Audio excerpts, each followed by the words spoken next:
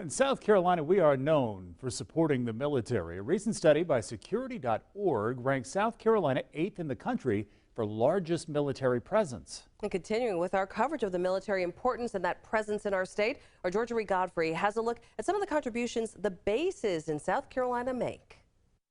South Carolina is home to some of the top tourist destinations in the world, but the Palmetto State is also home to one of the top defense communities in the nation. Beautiful places, smiling faces, South Carolina's motto, a testament to the friendly demeanor of its residents and destinations you only see in magazines. But South Carolina can also claim being one of the most military-friendly states in the country, with 10 military installments scattered across the state from the Charleston coast to the capital. Fort Jackson makes a significant contribution to our national security. Located in Columbia, Fort Jackson dominates in producing new soldiers, helping keep the country's defense line strong. Every year you have roughly 100,000 veterans that transition from the Army. We call them soldiers for life, that are leaving, either through retirement or other processes that cause them to leave the military, leave the Army. We bring in about 45,000 and anywhere up to 50,000 of that through Fort Jackson every single year. Thousands of soldiers who rotate into the base every few weeks, training to protect the country. There's 3 phases over the course of 10 weeks, and the phases are broken down into red, white, and blue. So the colors of the flag. Very easy to remember, but the first 3 weeks are mostly focused on physical fitness and discipline.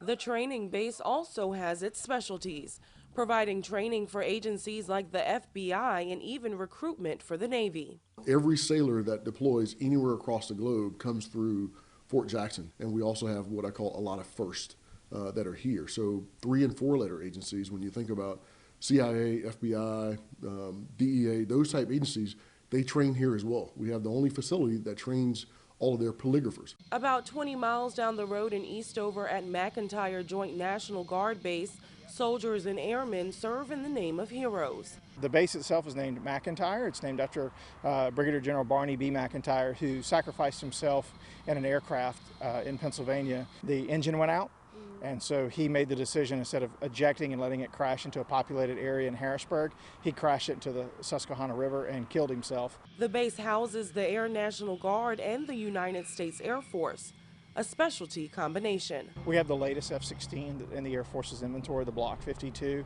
We also have the Apaches on the Army Guard side, and then the heavy lift folks, which is the Black Hawk. Offering opportunities for unique training soldiers can't get anywhere else. We can turn the base off, we can shut the gates. When people leave for the evening, turn everything off, and they kill the power to the base, and then we can have, the special operations units like the 160th SOAR, the Rangers out of Hunter Army Airfield can come in, and they can actually attack the base, they can take the base. The other bases, located in Charleston, Sumter, and Beaufort, also play unique roles in the nation's defense, generating billions of dollars for South Carolina.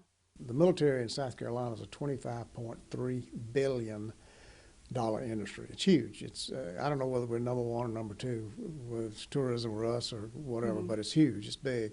24/7, 365 training and support for our military men and women is taking place. And when those men and women hang up their uniform, the support continues. We call it Soldier for Life. So once you're in, you're a soldier for life, whatever capacity you may be in, active, retired, you're a soldier for life. And we take about a year to allow them to properly transition out. And again, the community plays a huge role in that, in the opportunities that they have. So there's a lot of job fairs that occur. There's a lot of classes and courses that our colleges, universities, and technical schools offer. And some, in many cases, are free of charge. I'm engaged in doing with the Drill Sergeant Association, the women's group, the VFW here, the American Legion. It's a lot of ties too, and everybody has the same focus, which is serving the soldiers. More than 430,000 veterans live in South Carolina, applying valuable lessons learned while in uniform to their lives outside of combat.